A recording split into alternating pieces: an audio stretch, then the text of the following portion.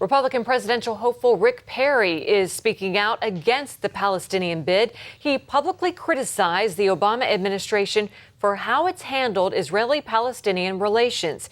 Perry blames recent U.S. concessions for emboldening Palestinians to seek UN recognition. By proposing indirect talks rather than between Palestinian leaders and Israel, this administration encouraged the Palestinians to shun direct talks. Secondly, it was wrong for this administration to suggest the 1967 border should be the starting point for Israel-Palestinian negotiations.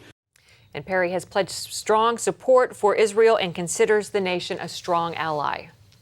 Jordan Sekulow is the executive director of the American Center for Law and Justice. He has been watching the Palestinian efforts to seek statehood closely. Jordan, what do you make of today's events?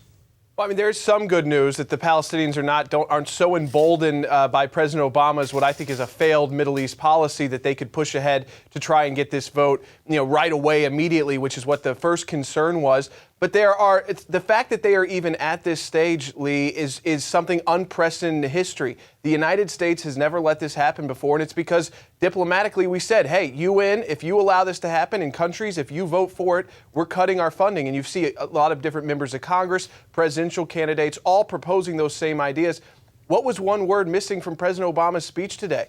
That he would certainly veto this at the Security Council. I think, he says nice things about Israel, but when you see the actions his administration takes, that's why we're even having this discussion today. Do you think his speech today was more about politics and trying to win back liberal Jewish votes?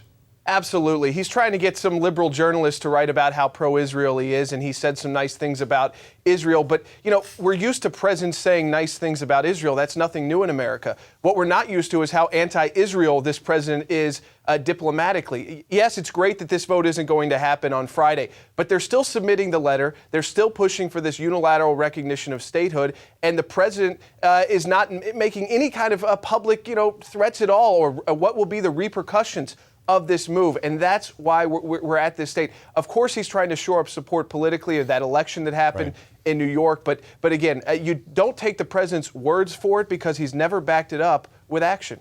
Jordan, there was talk today of a so-called interim solution that even Israel was floating. That, in other words, they would allow the Palestinians to set up a government within the borders that are recognized today. What do you make of that?